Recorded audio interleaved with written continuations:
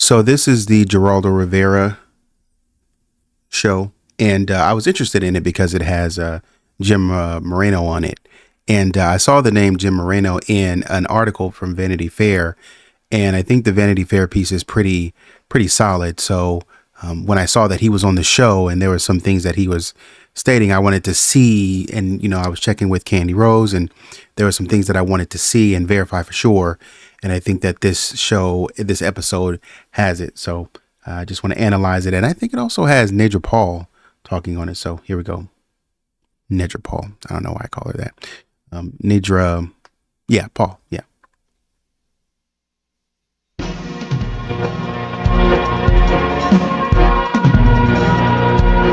These tabloid photographers have ruined our lives. They are printing false information. They stalk us. They stalk my child. First came Patsy Ramsey's surprise call to the Larry King Show, criticizing tabloid reporters who had hounded them. It was a loose grate? It was a loose grate, yes. And to get up to the window? You can either hoist yourself up or step on an object such as this. You know what's funny? I mean, for people who just want this thing solved, they are like, I understand the tabloids and the media following you, but you guys are in the media a lot. Like, you're calling into shows to talk to people. You're calling into shows. That's, I would think that you would leave things alone and just try to focus on, what happened to your daughter. But like, you guys are calling in to fuel the fire. Like, in one instance, you're saying, oh, we can't get these people away from us. But it's like, yo, you keep running to them. You got to stop. Suitcase. Then came the guided tour they allowed Diane Sawyer of the house where JonBenet had died, featuring the window that in fact does appear large enough to admit an intruder. No, it's not. Hi, everybody. After months of taking their lumps in the media, the Ramsey family are finally fighting back. Friends of the family, neighbors, and even Patsy Ramsey's own mom, JonBenet's grandmother, are stepping forward now to support their innocence, their side of this terrifying story. Today, you'll hear from those people who know this family intimately and who believe them to be innocent, including this man on our studio stage who was questioned by Boulder police as a potential suspect in the case, and even he believes, is it not right, Jim Moreno, that John Ramsey is innocent? I believe that's for the courts and for the police to determine. What's your instinct? My instinct is a man like that who loved his child as much as he has in the 22 years that I knew him, I find it hard to believe that he could kill somebody. And yet, wasn't he the man who turned your name over to the Boulder police so they would come to your house, knock on your door, and humiliate you with a grilling and interrogation? Petty.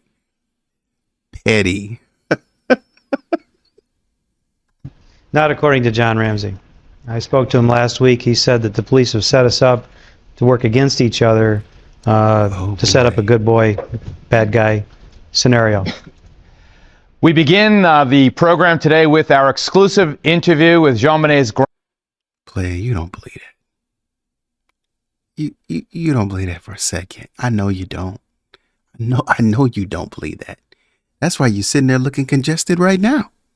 Because you know this man turned you over to the cops. You know that, right? You have to know that. This man was turning everybody over to the cops. Singing like a hummingbird.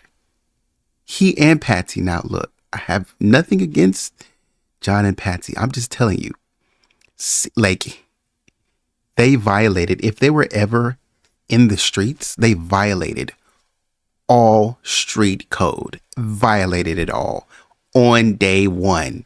Like, if you said witness protection program, John and Patsy Ramsey said sign me up. Violated it from day one. You want me to sing? You want names? Give me a notepad. Matter of fact, where's that same notepad we wrote the ransom note on? I'll give you names. Anything you want. This is crazy. Jim, you know he set you up. Come on. Grandma, Nedra Paugh. This is Nedra Paugh's first television interview since the murder of her beloved granddaughter. In this segment, and I warn you, it is on Hi8 home video. It's not a big-time video production, but it is an exclusive, packed with substance nevertheless. In this first part of the interview, Patsy's mom talks about her utter devastation over the murder, the brutal murder of her granddaughter and the child's alleged Nedra Paugh. Well, every day was Christmas to JonBenet. She had a wonderful life. I often looked at her, and Burke as well, and thought that... Oh, you caught yourself. Because your son-in-law and your daughter ain't been catching themselves. JonBenet. Oh.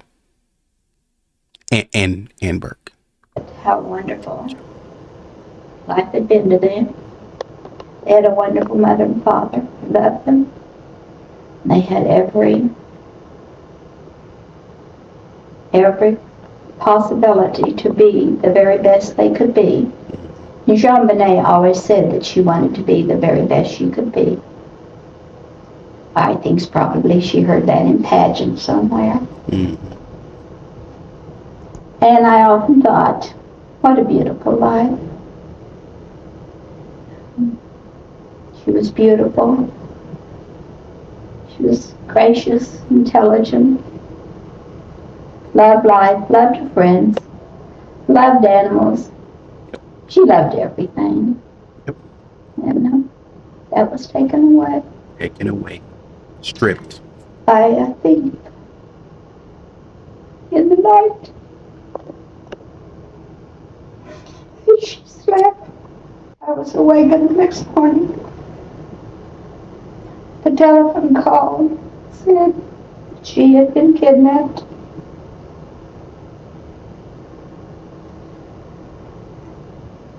And I knew I'd never see her again. No, that she had been hit on the head. I didn't know that, and somehow I'd hoped she had died very quickly, and I think that she did. I really do believe that whoever has done this to her, because I'm sure she put up a tremendous fight. Although she had tape on her mouth, she couldn't scream, but I know she had fought. She was very artistic, like her mother, and she would say that she wanted to be an artist. And then maybe the next day she might want to be an ice skater. She thought that was beautiful, and she wanted to do that. She thought she might like to ride horses. And she thought that one day, she said she wanted to be a veterinarian. And I'm sure that she could have been very successful in any one of those things. But now she is in heaven. That is a lot of makeup. Yo. Her lips are, yo, that is crazy. Her face is full of makeup. That is wild. Now She has a lot of hair, though. is in heaven. Man, but she's so big, you know, from like the 3-year-old, like she had a growth spurt or something. And I'm sure she's a very good angel. To think that a perfectly healthy, happy child sleeping in her bed on Christmas, dreaming, as the story says, of sugar plum bugs.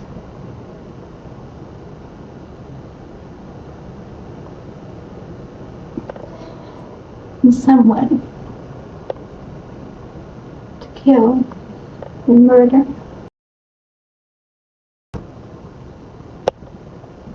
Then, if that isn't enough, strike her on the head or something. It's just more because if that hadn't happened, she would be well alive, making a contribution to the world. She was an angel. She had not reached the age of accountability, so there was no doubt that he could say that, even though he never knew her.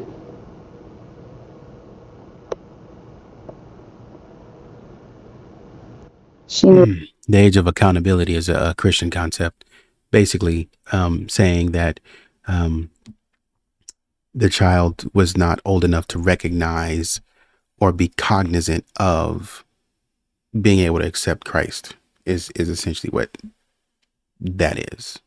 That you loved her so much. Oh, yes. She knew we all loved her.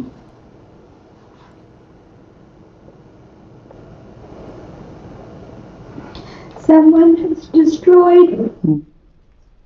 I'm sitting here watching the interview with Nedra Paugh, JonBenet's grandmom, with Cindy Adams, the Pearl of the New York Post, and a woman who has covered the story from beginning till now. I don't know exactly where now is, except that we seem to be back at the beginning. But I wonder what you think, Cindy, of... You know, the way Nedra was talking, though, it's like...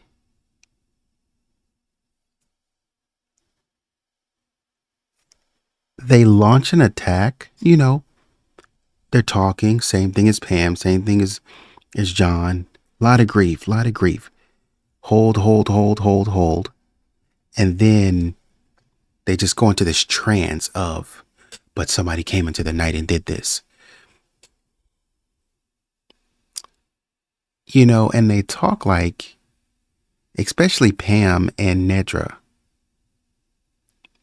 But Nedra in this case, I don't know, man. It almost seems like there's no oomph behind.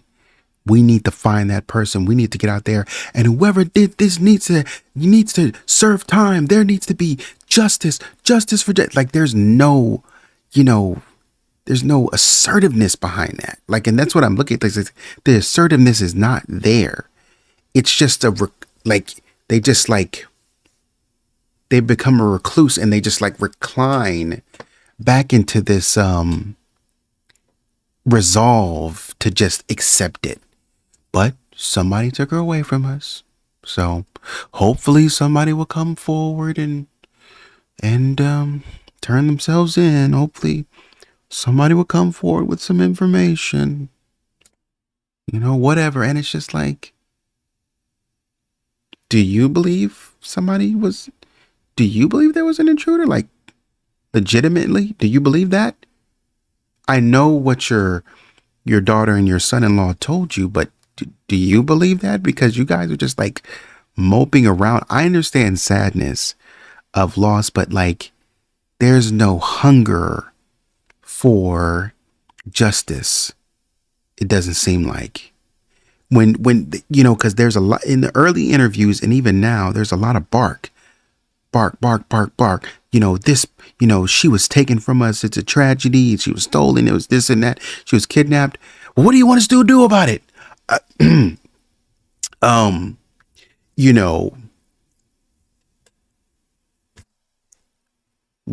do you want us to do? What should we do when we find this person? Well, he's a monster. It's like, I don't know how to feel about that. You know what I mean? I guess that's what I'm saying. I don't know how to feel about no hunger for justice. That's what it feels like, because when somebody tells you something, but they're holding something back, you know what I mean? Like, they come home with a bunch of bumps and bruises, and then you're like, dang, what happened to you? And they're like, man, somebody just, they just beat me up, man. Just came out of nowhere. Yeah, man, just came out of nowhere and just start wailing on me, man. But, and you're like, well, we need to go get these people, man. We need to go teach them a lesson. And then they were like, no. I don't want any more trouble. I just want to. And then later on, you find out that they were instigating. And they were messing with this person, and the person was saying, leave me alone, or else I'm going to jump on you.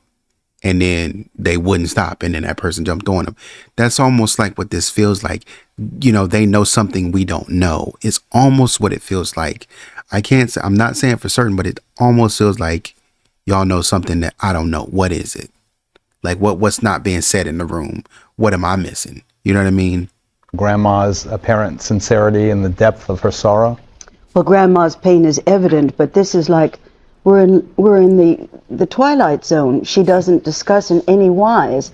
Why don't they follow such and such a lead? Why don't they find the person who killed my beloved grandchild? That is almost not discussed. It's like, yes, the prevailing popular opinion that it could have been the Ramseys. However, accidentally, maybe it might have gotten started that night.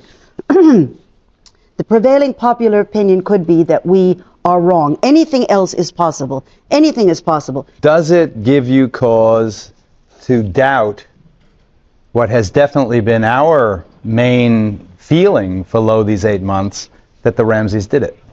From what Grandma Paugh says, absolutely not. She doesn't address herself to that situation at all. She only talks about her love for this beautiful child.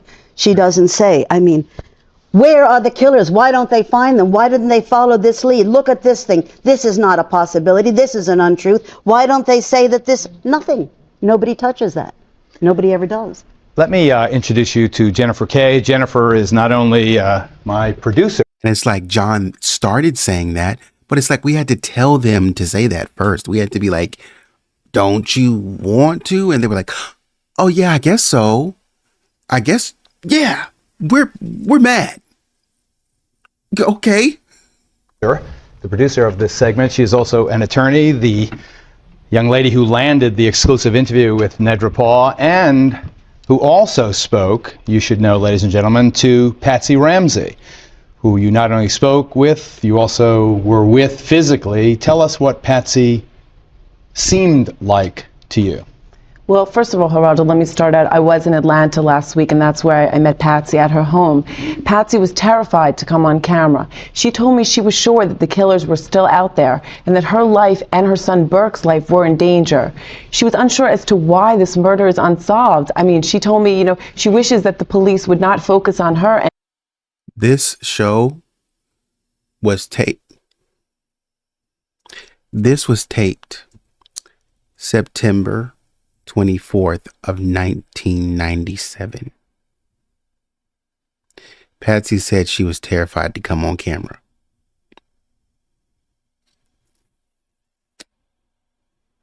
Terrified to come on camera. Your first interview was okay. Terrified to come on camera Anymore, but find who the real killer is. And she also told me she didn't care what the public felt about her being guilty or innocent. She knew in her heart that she didn't do it. Her friends have stuck beside her. And she was telling me about the pain that she's innocent anymore, but find who the real danger. She was unsure as to why this murder is unsolved. I mean, she told me, she wishes that the police would not focus on her anymore. But yeah, she's crying. Trying to hold together, trying to be strong. Find who the real killer About to lose it.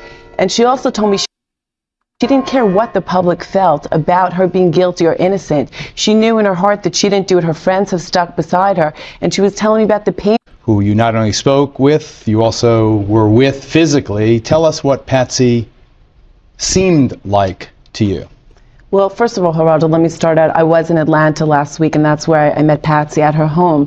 Patsy was terrified to come on camera. She told me she was sure that the killers were still out there and that her life and her son Burke's life were in danger. Right. She was unsure as to why this murder is unsolved. I mean, she told me, she wishes that the police...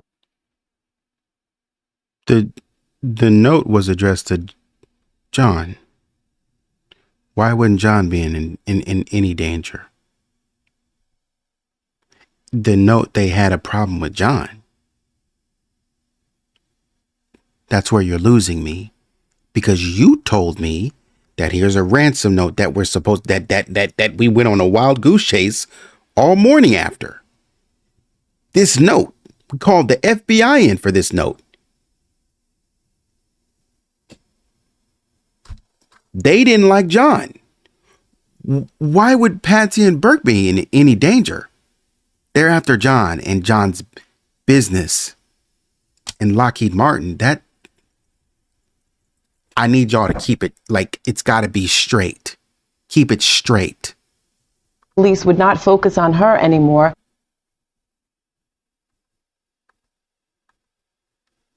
Huh.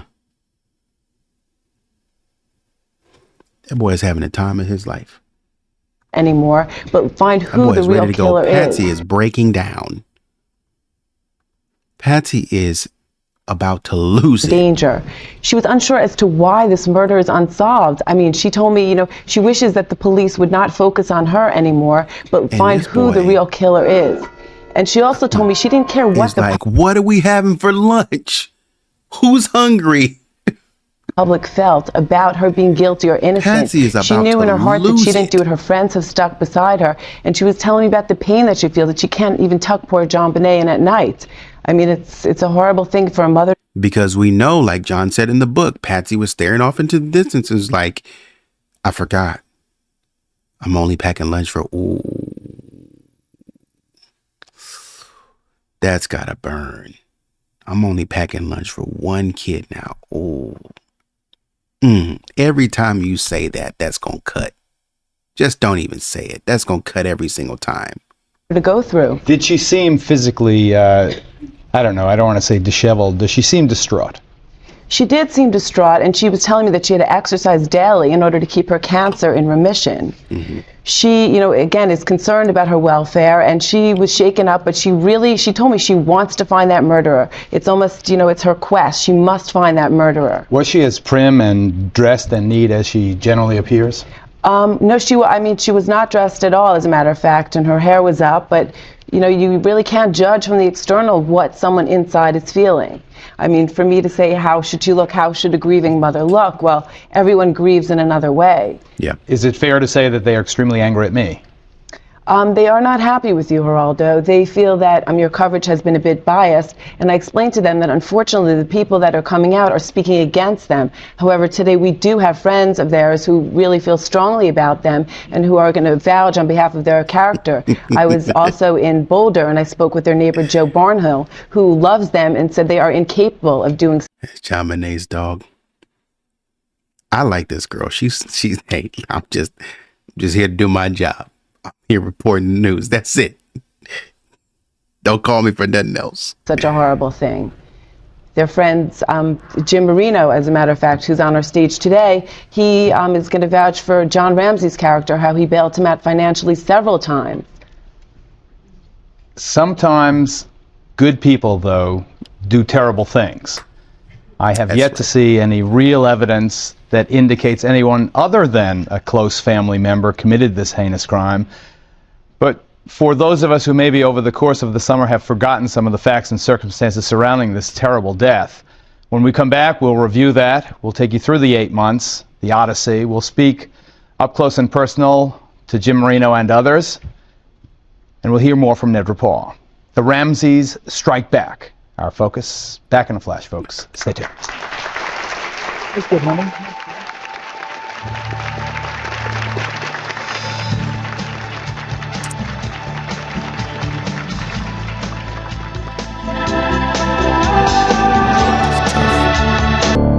It is 5:52 on a cold, snowy morning after Christmas 1996. An apparently terrified mother places a heart-wrenching 911 call to the Boulder police. Our daughter is missing. She's been taken from her room. The kidnappers have left a note. So begins the terrible tale of the most famous little crime victim since the Lindbergh baby. Local Boulder police respond immediately to the 911 call, but upon arrival at the home make a curiously incomplete search. They've apparently bought into the notion that the child has been taken away. The purported ransom note indicates a time in which the Ramseys will receive a call from the kidnapper. The call never comes. Shortly after 1 o'clock in the afternoon, John Ramsey and his friend, a wealthy oil executive named Fleet White, are searching the basement. Inside a closed and windowless room, one Ramsey reportedly seems reluctant to open. The child's lifeless body, bound and battered, is found. At 10:45 that evening, she leaves her parents' home for the last time, sealed in a black bag. Boulder County Coroner John Meyer later says, quote, "The cause of death is asphyxia due to the manner of death is homicide." The Ramseys announced they are putting together their own investigation and post a $50,000 reward for the killer of their child. December 29th, a memorial service is held for JonBenet at St. John's Episcopal Church in Boulder. Later that day, the family flies in a private jet to suburban Atlanta, Georgia. December 31st, funeral services are held for JonBenet at Peachtree Presbyterian Church. Burial is at St. James Episcopalian Cemetery, where the child I was an elder at Peachtree. is interred in the family plot, next to her half-sister, Elizabeth, who was killed in a car crash 5 years before. January 1st, CNN airs an interview with the Ramseys, who are breaking their silence for the first and only time, cooperating with a television interviewer, but not the cops. Mrs. Ramsey warns the residents of Boulder to, quote, "Keep your babies close to you. There's someone out there." But is there really? There is a killer on the loose. I don't know who it is. I don't know if it's a he or a she.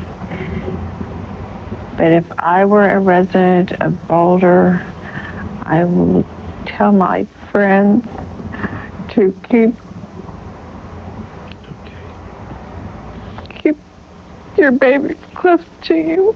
January 22nd. Yeah, she's exhausted.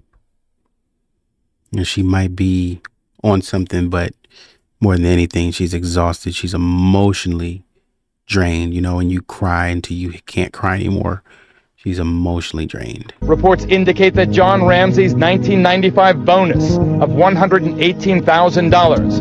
And you know what's funny? You know, some of you who watched this for the first time, or you know, and maybe not some of these things, but you watched or you heard some of these things for the first time, and you remember it when it was happening at this time. You were cognizant. You were of the age to where you could, you know, comprehend it and have an actual opinion on it. I'm kind of jealous of that, not gonna lie. Matches exactly the amount sought in the ransom note. March 28th, the Ramsey legal team faces a deadline to decide whether they will observe the examination of the DNA testing. A day later, they decline. April 11th, Patsy Ramsey agrees to provide investigators with a fourth sample of her handwriting, this time using both her right and her left hands. April 16th, Boulder police ask for an unprecedented fifth handwriting sample from the mom. April 19th, Boulder District Attorney Alex Hunter acknowledges what we have been reporting since the beginning, that the parents are the focus of his murder investigation. May 1st, the Ramseys finally give police their long-awaited formal interview, more than 4 months after their 6-year-old daughter was found murdered in their basement. The next day, they go on national television and proclaim, "We did not do it." To those of you who may want to ask, let me address very directly, I did not kill my daughter, JonBenet. The Ramseys also vow to catch their daughter's killer. You may be eluding the authorities for a time, but God knows who you are, and we will find you. July 1st, the Boulder police return to the Ramsey home and spend the day taking measurements to build an architectural model of the crime scene. July 10th, investigators hired by the Ramseys develop a theory linking Psalm 118 to the $118,000 demanded in the ransom note. July 28th, the Ramseys investigative team distributes flyers that detail a possible profile of JonBenet's killer. They also run a full-page ad appealing to the public for help in solving this terrible crime. Psalm 118 has nothing to do with the price of tea in China. August 14th, the previously undisclosed portion of the autopsy is finally released under court order. It tells how the beautiful child's body was found clothed in a long-sleeve white t-shirt bearing a silver sequined star. It also indicates that JonBenet had been sexually assaulted. September 3rd, the purported ransom note is made public. The 370-word note written by the little girl's supposed kidnapper states, quote, "Any deviation of my instructions will result in the immediate execution of your daughter." September 10th, Boulder authorities travel to the FBI Academy in Quantico, Virginia. Over 2 days, they compare notes with experts from the FBI's Child Abduction and Serial Killer Unit. All parties pronounce the meeting fruitful. although we have yet to see evidence to cause optimism that this troubling case will ever be solved. But the police ain't doing nothing. They ain't doing nothing. They ain't doing nothing. They just twiddling their thumbs. This is what they're doing. Traveling from Colorado to Virginia.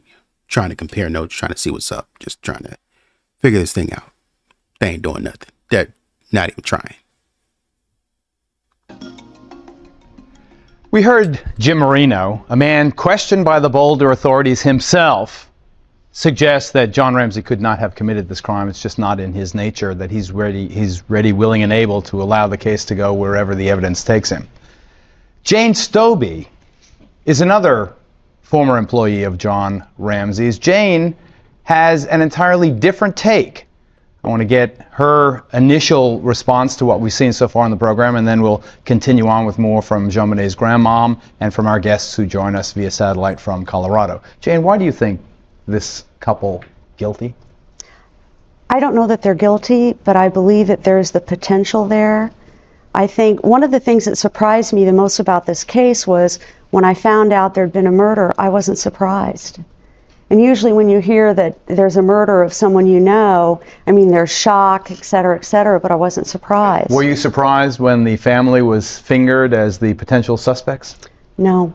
Why not? This is hard for me to talk about, but I think it's also very important to talk about it. I have a different perspective.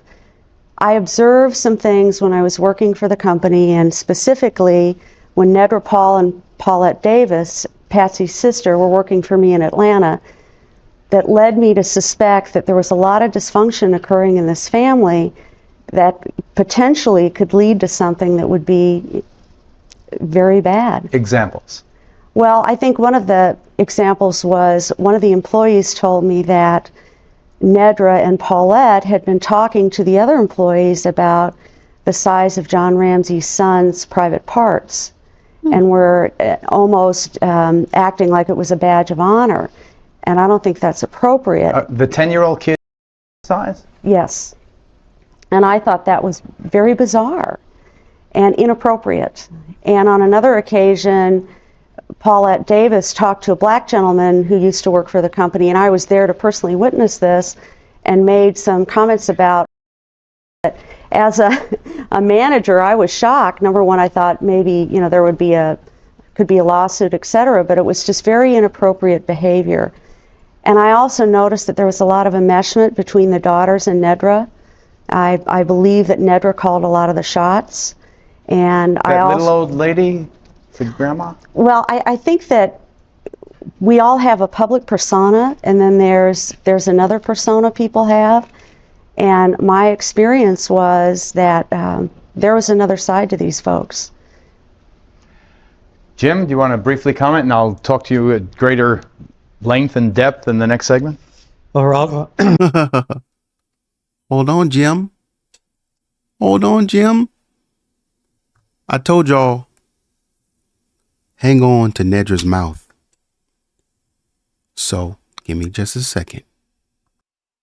Doing some independent homework, the writer finds Judith Phillips, like, this other lady is different.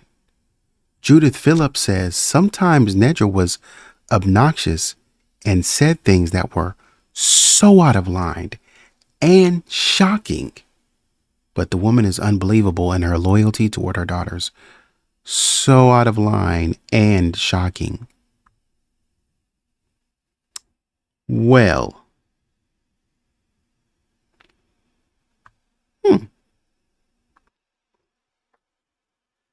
trying to figure out if her name is Judith Phillips. And it ain't. That says Jane Stobie. That don't say Judith Phillips. That's two different people that knew you closely and intimately, that from different perspectives and friends. This is a former employee of John working at the company. She's over here on John's side. So this would be John's side of things. But then Judith Phillips on Patsy's side of things. They both come together and say the same thing about this person, Nedra. Yo, she be talking crazy.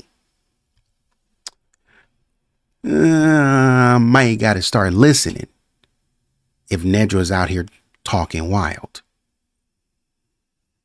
Greater length and depth in the next segment? Well, Geraldo, excuse me, I'm a Christian. I don't believe that we should judge one another. And I knew John Ramsey intimately for 22 years. He came to my rescue twice. Once when I was in a wheelchair and laid up in Florida. He came down to see me and gave me a job, and we started a business together. And then 10 years later, when my wife and I were financially distraught, I called him up, and he immediately gave me a job with Access Graphics. Also, one other incident where we were supporting a Centauros High School paraplegic, quadriplegic, who needed therapy, and my wife and I had a bake sale, and we raised $350 or so. I went into John, I said, John, would you match these funds? Without hesitation, he opened up his checkbook and wrote a check. All I'm trying to say to you is that he had a heart. A man that has a heart can't do something like this. What they've been portraying about John Ramsey in the tabloids has been unfair. It's not the man that I've known for 22 years.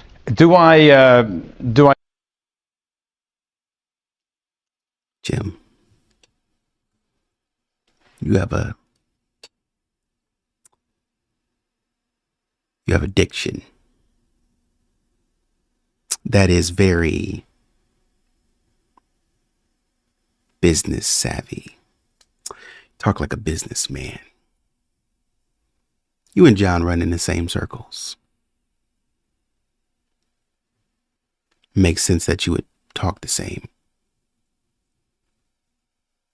Almost hold the same facial expressions. And see, you know, that's why I say you got to watch the people,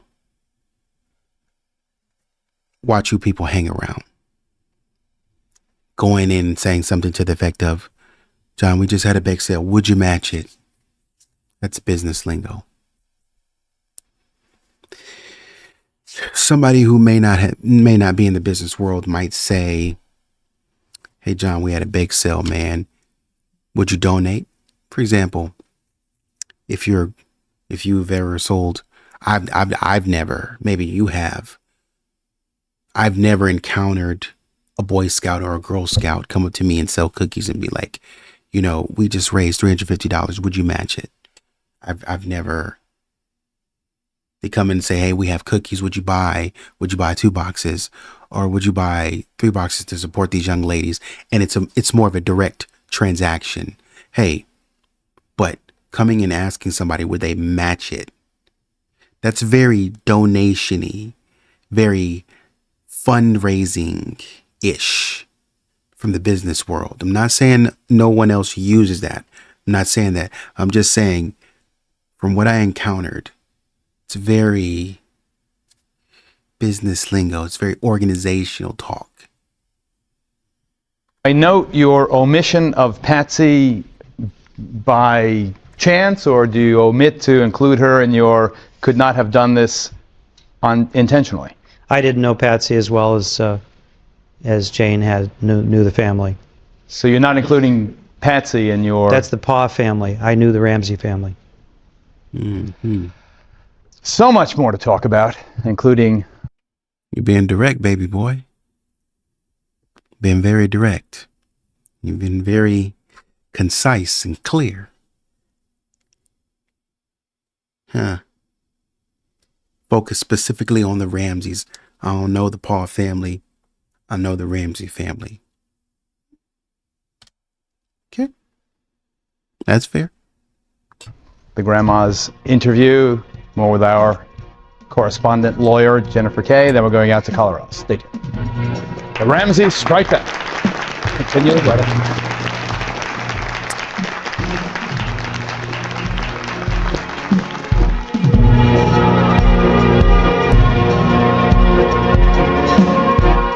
Police and investigators have assured us that this is a case which can be solved. You know, you may be alluding the authorities for a time, but God knows who you are, and we will find you. Before the commercial break, Jane Stobie, a former employee of John Ramsey's, told us how she instinctively felt there were deep suspicion about the Ramseys, the parents, as soon as she heard of the death of JonBenet. But Jane, isn't it a fact that you are a deeply disgruntled former employee who failed at Access, and don't you have an axe to grind? I wouldn't call me deeply disgruntled. I mean, leaving Access Graphics was one of the best things that happened in my life. And I have a great business today, and that's not why I'm here. And I think Tell us why you're here. Yeah, it was a very difficult decision to come here, and it's, you know, things happen in business, you move on to other jobs, but what's important here is that a little girl was murdered, and I can't let go of that. And I can't let go of the fact that she had a terrible last hour or two in her life, and I don't want to believe that her parents did it. I don't want to believe that somebody I know did it, but you know what, they might have. And I think I think, you know, I would deny a lot of what's going on in this case, but I always get back to why I'm here, why I'm putting my reputation on the line, is because that little girl was murdered and I witnessed some strange things. Let me swing right out to Colorado. That's all a lot of times you have to say. It's like, you may not want to believe it, but it might be true. I mean, it has nothing to do with what you want to believe. Might legitimately be true. And you let it be what it is, and later on you find out the motivation and say, oh, you know, there was insurance money involved, or oh, there was this involved, or oh, there was that involved. But it is what it is, man. People have different motivations. And ask our friend and Patsy Ramsey's, maybe the only person in the world friends with both sides here. Pam Griffin, you want to respond to Jane Stobie's statement? Hey, Pam. Sounds like maybe she's on the payroll of the Globe. I don't know. Globe tabloid? Yeah. That's just, I cannot imagine Nedra Paugh discussing anything of that personal of a nature with strangers. I mean, she was very Southern and very proper. She was a fireball, but she did not have, I mean, I just don't think she and Polly would go running through Access Graphics discussing such things. I think that this lady is lying. I'm not lying. You just asked me what I thought. Yeah. Yeah. All right. Well, but I said I was standing there when she said it.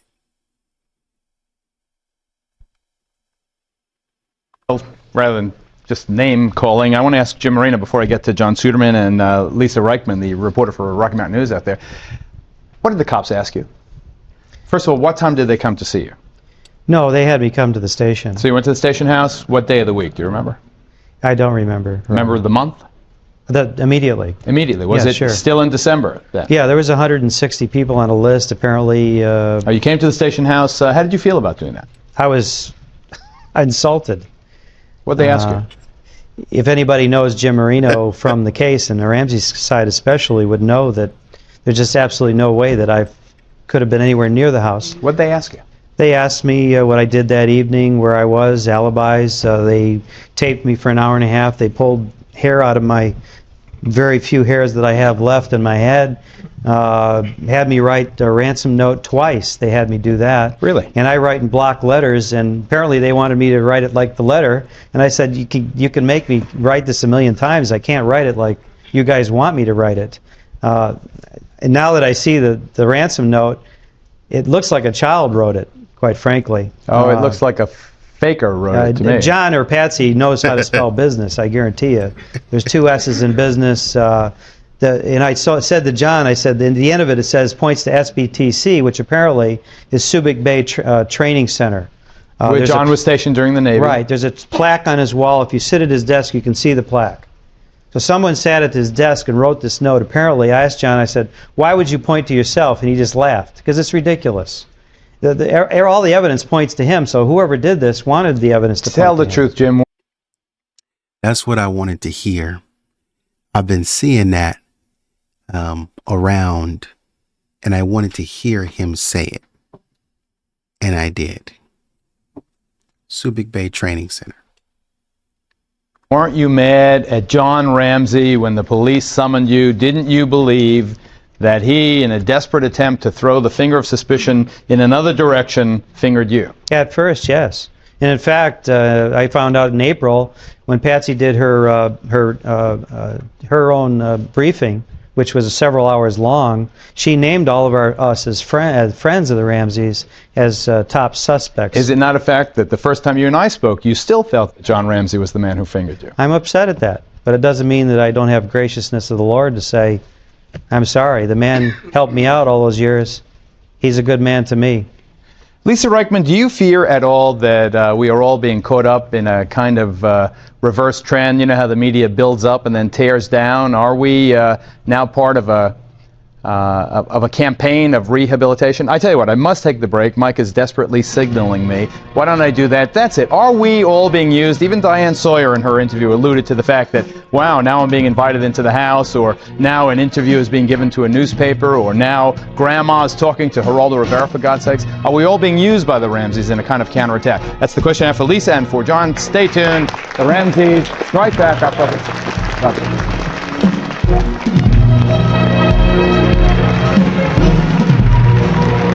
So it's hilarious when Patsy says she's scared. She's fearful of the cameras. Gotta stop. We're back. The Ramseys strike back in a media counteroffensive. Young Cindy Adams, want to make a comment?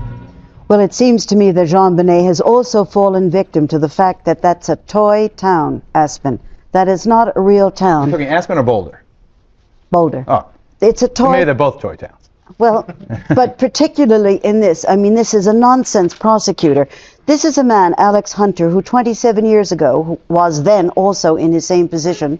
There was a case that remains unsolved to this day. It was a case of Robert Redford's daughter's boyfriend, then a college student, who the suspect, who everyone alleged had done it and everything pointed to it, was allowed to walk out by Alex Haley. Because of all of this that is going on now, that case has just now been reopened. He was forced to reopen it, and it is the identical suspect that walked away 27 years ago. So you're very critical of Alex Hunter. Mr. Haley is... Hunter. What is, I hate him. I got it partially straight, didn't I, Irving? I had some of it straight. That's right. The point is that this guy has a religion. He's a devout chicken. He doesn't. He won't sentence anybody. Let me go right out to Lisa Reichman of the Rocky Mountain News. Lisa, do you ever fear that you are in any way being manipulated by the family in the same way they suspect that those of us on the other side, to the extent that you can characterize us as one side or the other, are being so used? No, not at all, Geraldo. That's, you know, there's such a hunger for information about this case. Just it's a desperate kind of hunger among the journalists who are covering it, who want to know more, because really so very little has come out about the investigation, about the family, about anything in this. And people are left speculating, and that's what they've been doing wildly for the last 9 months now, Geraldo. Do you think the press has been very unfair to the Ramseys, Lisa? I think that for the most part, we've seen certainly the supermarket tabloid press. Well, that's sort of their stock in trade, and they're trying to sell papers desperately every week, and they've been doing a very good job with JonBenet plastered all over the cover, and they make it sound every week as if John and Patsy Ramsey did this. Just look at the monitor there. JonBenet, evil mom exposed. That's the photo shocker in the Globe September 30th issue. JonBenet's mom inside her tortured mind, the front page of the current Inquirer. So here we vouch for what Lisa is saying. Go ahead, Lisa.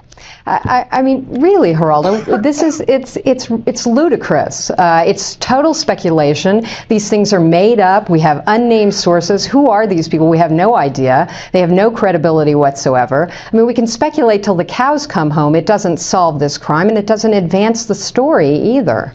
Is there a feeling, John Suderman, my partner at KWGN, an excellent reporter, former cop. John, is there a feeling now that this thing's never going to be solved? Yeah, I think there's a definite feeling, and I think the latest news development, Geraldo, on Saturday, there was a story that the investigators they were thinking of putting these investigators on polygraphs. Can you imagine? So they're going to question the investigators? Yeah. I mean, can you imagine if you're a lead investigator and the quote suspects or main people or the main focus still have not been polygraphed, but yet you have to be polygraphed to see if you're even telling the truth about leaking to the media. I mean, and since when, Geraldo, is it a crime to talk to the media? I mean, as a former cop, I think that's a real slap in the face in defense of those officers. And I have heard there are some officers in the Boulder PD who really want this case to be solved, to the point I've heard some are even willing to turn their badges in. I appreciate him saying that because, you know, John has been laying it on thick. Oh, you know, you guys are going to the media and we can't get you to stop and you're leaking information and this, that, and that. Yeah. But they're the cops. They can ask for help from the media. I understand things about leaking. I get that. You know, it's unethical. You don't want to do that. But just in terms of going and trying to get information out, they're allowed to do that. So, the fact that you guys are trying to hook up the cops to polygraph tests, that should tell you the chaos.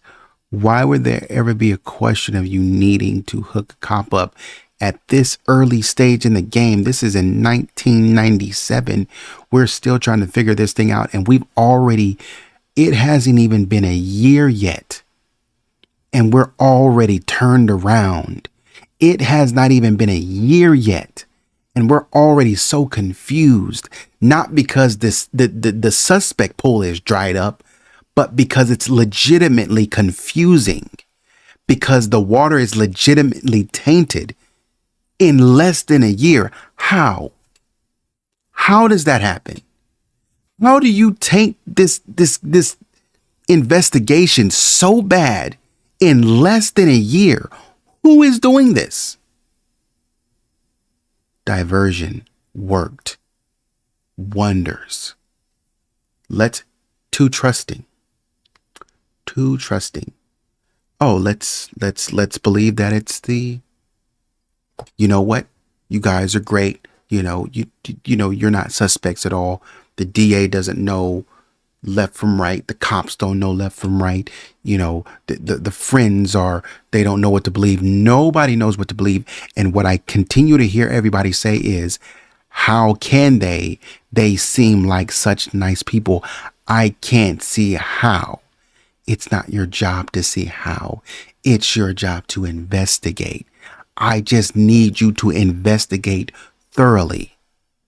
Because when you don't investigate thoroughly, then you miss stuff. And then you have to go back and ask and say, well, dang, I should have collected that. Now that we're 3, 4, 5, 6, 7, 10 years down the line, I should have been more thorough in my investigation. And I should not have taken their word for it. This is what you get. You're already turned around. This rift, John, between the DA and the cops seems almost unprecedented. It is embarrassing to watch. Admittedly, it's a small community, Boulder, relatively speaking, but I have never, in my experience, seen anything like the DA going in one direction, the cops in the other direction. I'm afraid the cops going to arrest the DA one of these days.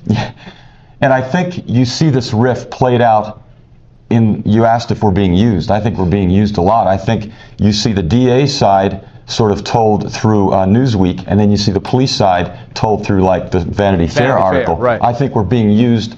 And I think this thing the Ramseys were putting out, this weekly thing in the Daily Camera, I mean, that was like that was nothing more than soliciting to the jury pool, because all you have to do is create doubt in the mind of one juror. I wonder, though, whether or not the 1-year anniversary, now scant months away, we're deeply into the 9th month of this thing. Are they going to let a whole year go by without trying to do something? I don't know. But I do know that we have a wonderful registered nurse here who happens to be a friend of Jane Stobie's, but has her own very deep experience in the area of child abuse and will lend us her credibility. The first book is out. I'm surprised it's taken this long, but Carlton Smith has written Death of Little Princess. We'll see what Carlton has to tell us, and we'll speak to those other neighbors. We got a lot of territory to cover and not a lot of time to do it, so come back. A minute and a half. I'll be here. Ramsey, Strike Back, continue.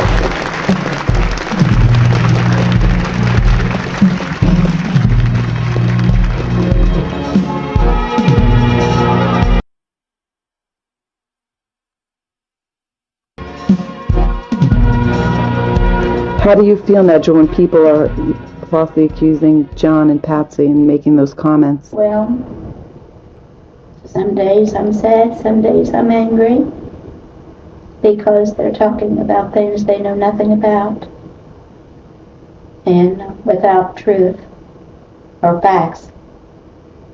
And it hurts. But one day they'll all know and they'll be sorry. I mean, tell me about the Patsy that you know. She's your daughter, that no one else knows. Patsy I know is a kind, gracious woman. Beautiful.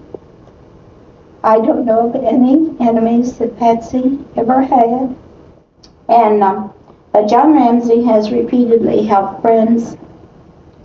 You know, we all know that it's probably a mistake in hiring relatives or good friends in your business.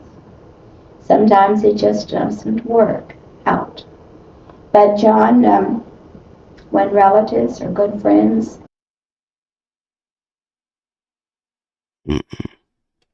She's talking. She's thinking as she's talking. You can like see the wheels turning.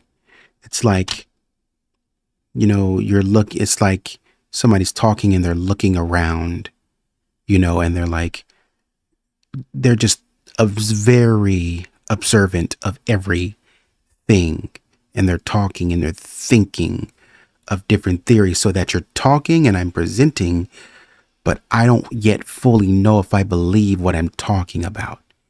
I know I don't want to believe what I'm talking about, but I might be forced to believe what I'm talking about. Right? And to be more clear, I don't want to believe that my family may have had something to do with this.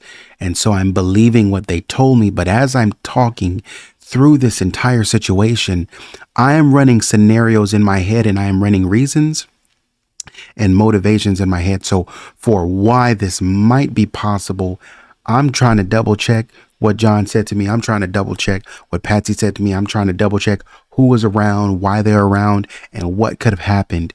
And that's why I know what I'm being told, and I'm regurgitating that sort of very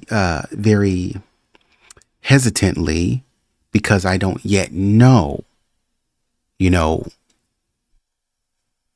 there seems like and that's why somebody mentioned earlier, there seems like there's a little bit of apprehension, you know, there. Ask for jobs. He's just the type of man who wants to share what he has with them. He has helped several old friends from the past. I was going through the Minneapolis airport the other day on my way to Mayo Clinic, and a woman had just purchased the Star, and as she turned it and folded it this way, I saw the caption, "Little John was murdered in her parents' bed." And it is totally without facts or substantiation. I don't know how to feel about someone who's ill enough to do a thing like has been done. And so I don't know whether he'd be guilty or not. I feel remorse. I don't know. They're out there someplace. As far as I know, they have not been apprehended. I'm hoping that the police know more than we've been led to believe, or the public has been led to believe. And they've got to know more. I just really believe that there are others besides whoever entered. I don't know whether it's a man or a woman. I assume it was a man. I can hardly believe a woman would have strength to kill a child. Yeah, you see, she's thinking as she's talking. She's thinking about it. And carry its little body downstairs, and of course I don't think it will. I don't know. I just don't know.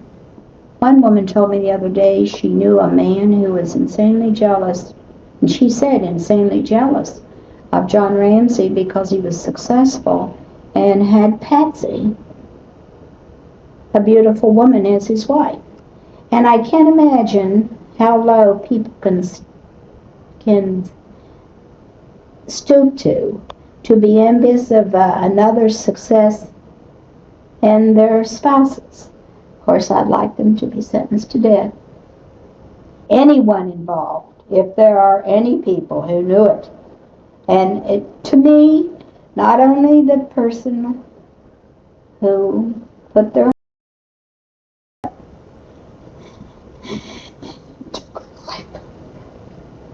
out of those people, that man, that woman, but anyone who knew that such a thing was being contemplated. You know, that little old adage, sticks and stones may break my bones. Words will never harm me. There is some reason why John, Patsy, has this tragedy to bear. She believes that all people,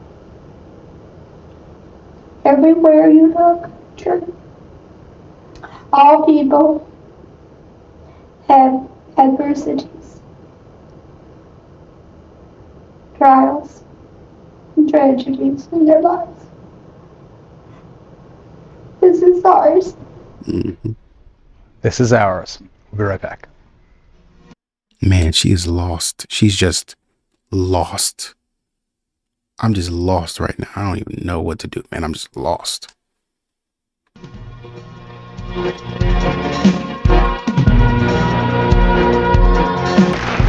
Bronwyn DeBauer is a registered nurse connected to the Denver County Hospital, is it not? Yes. What's your take? What's your interest in this case? I think this is, child abuse, and I think, right from the beginning, when we look at this and see from a very early age that this child was objectified, behind the pageantry, and it's very, very sad to think this can be the end result of child abuse.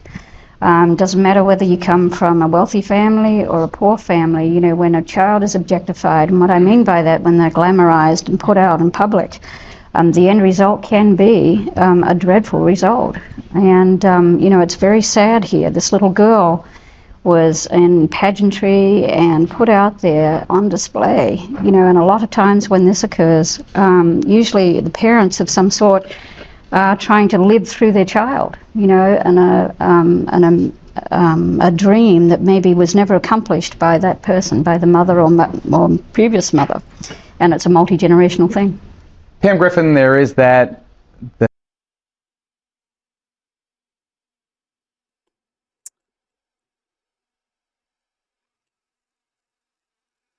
Someone said that,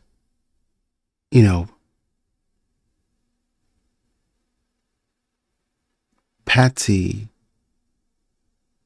nor John or whoever, I remember it, and if it comes to me, I'll find it. But they said they were not interested. They were only just interested in JonBenet, showcasing her talent and just being the best that she could be.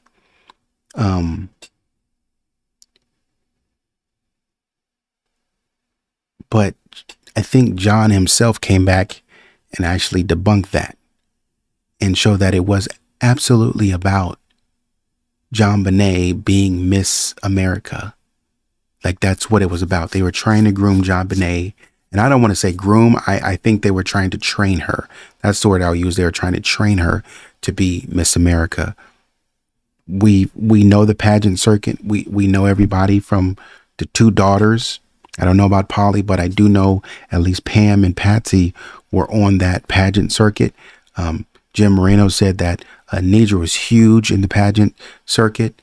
And so when we talk about the tracking of parents from then into their child and the child carrying it forward, we can see that Nedra started the pageantry, tracked it through Patsy, and Patsy tracked it through JonBenet. And this woman is saying the same thing. That's what the parents are doing. They're living through their children. I never asked Patsy. She went all the way to a national level to achieve Miss America. She was trying to achieve Miss America. That's what she was trying to do. She didn't make it. So she started JonBenet early. That is why. Yes, cancer kind of sped up that process, but Patsy was going to do that anyway. Cancer gave her the reason that you cannot take this away from me, John. Anytime you talk to me about it, I'm going to tell you, remember I had cancer and I almost lost my life? I want to do this now because I may never get a chance. Checkmate. John can't say anything about it. And when John in his book, he said, well, you know, what's when she asked, well, what is there? Because they've talked about it. Like, however nice John wants to put it, you guys talked about it. Well, you know, what do you think? What do you think that JonBenet should be this young being put in this? And Patsy responds, well, what is there for little girls? What is there? Little boys have this, and this. What is there for little girls? Exactly. Get out of my face. I'm taking JonBenet over here to this pageant. Exactly. Living through that girl. And I'm not saying there's anything wrong with wanting to train JonBenet up like this. I'm just saying that tracks. That the Ramseys have been fighting against the general distaste among members of the public, and here an expert, about the objectification of JonBenet. And you know, you go back and Patsy was herself a pageant queen. Nedra Paugh urging Patsy to follow in the quest for Miss America. She became Miss West Virginia. His sister was Miss West Virginia. They wanted JonBenet from a very early age to be Miss America. Don't you fight that battle, that general distaste? All the time. The battle is there, but it's so false. Patsy, in the whole time I knew her, never mentioned anything about JonBenet being Miss America. The pageants that she was doing were just fun pageants. You know, we've been through this 5,000 times. People who want to believe that are going to believe it, and the ones who don't just don't. But that child was not an aspiring beauty queen. She was a 6-year-old daughter who did a lot of activities, and one of those activities happened to be beauty pageants. And it's been, you know, totally blown out of proportion and misconstrued and lied about, and it's just not true. And people come on who are supposed to be experts on things like that, who have never been to a pageant, never had a child in a pageant, and I don't think that you should ever talk about anything unless you've experienced it. Otherwise, you can't possibly have knowledge of it. Cindy Adams? You know, in your... I think you should be quiet when it comes to this. You were the one. I knew somebody said it. You were the one. You should be quiet. All right, Pam. Propaganda 101. All right, Pam. I got to do it to you. A quick note. Apparently, Patsy and John share a love for French. What is that? Let me see if I can do it. I think they say joie de vivre. Joy of life. That's what John said. So, and this is after Patsy has passed. This is John's book. So Patsy had an influence on John with this French stuff. She had an influence on John with this French culture. Anyways, back to what I was doing. Pam said it was fun. Pam Griffin, that is. She said it was fun. Wasn't even serious. All this baloney about, you know, that's why you gotta wait till people forget their lie. Oh, it wasn't nothing about us wanting her to be missing. You guys don't know what you're talking about. Okay. All right, Pam. All right, Pam. Because all I know is what John said. This is what the girl's father said. It never occurred to Patsy, and this is John by himself in his book, Patsy is nowhere near. She has passed away at this point.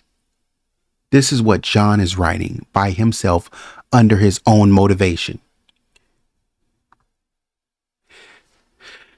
It never occurred to Patsy for a minute that we might be putting our child in harm's way by entering her in the pageants. Her mother and sisters saw JonBenet, the entire family, the entire matriarchal side. They saw JonBenet as future Miss America. What you say? You said it's nonsense. You said we don't know what we're talking about. You said we're just making it up and people, y'all really don't know nothing.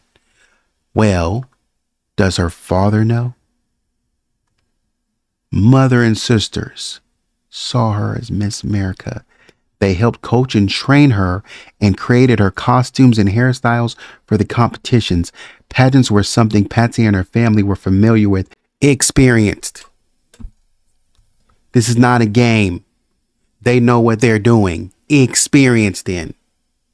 Both Patsy and her sister Pam won the Miss West Virginia title different years. They had participated in beauty pageants since junior high school. When growing up in Parkersburg, Patsy had never forgotten the thrill of her participation in Miss America pageants. She took JonBenet with her to the Miss West Virginia reunion in '93, and after seeing her mother, JonBenet was hooked.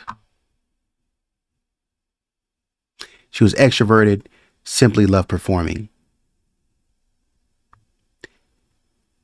So they put her in a dance. Patsy had the threat looming over her, but she sat there beaming. What were you saying again, Pam? I ain't hear you. You said that we were just making this up. See, that lie always gonna catch up to you. When you lie, it's always gonna catch up to you, and all right. Portion and misconstrued and lied about, and it's just not true. And people come on who are supposed to be experts on things like that, who have never been to a pageant, never had a child in a pageant, and I don't think that you should ever talk about anything unless you've experienced it. Otherwise, you can't possibly have knowledge of it. Cindy Adams? You know, in New York, where we have 90 cases a minute, we'd have cracked this a long time ago. Remember a case in New York about child abuse? Hedda Nussbaum and Joel Steinberg and the little child Lisa. What our people did is they split those two parents. They put one in one cell and one in another until eventually Hedda ratted out Joel. Now enough already with this toy town and these little 2-cent prosecutors, these Keystone cops out there. Why doesn't somebody run this like a law enforcement? Right back, final talk, right after this. Cindy, as always, soft-spoken.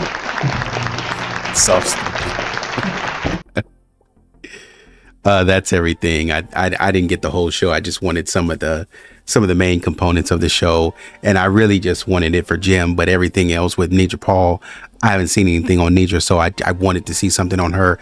I don't really know much about Pam Griffin, but I've been seeing her and wanted to know more about her. There's so many people in this case that you just don't know about, and you see and you're like, dang, that's a lot of people to be looking at. And so like this just kind of gave me an opportunity not only to see those people, but to see them interact and just kind of see who's talking about what's the credibility, who's siding with who sounds or seems like they're lying or making things up or might be spitting propaganda. So it just gave me an opportunity to do all that. But anyways, that's the video. I like that. I really like that format. And like I said, it gave me the opportunity to see a little bit more about Jim Moreno. So, and just kind of gave me a little bit more comfortability with the Vanity Fair article. So whoever wrote that Vanity Fair piece really did their homework. So anyways, that's the video. Let me know what you think. Like, share, subscribe. And until next time, take it easy.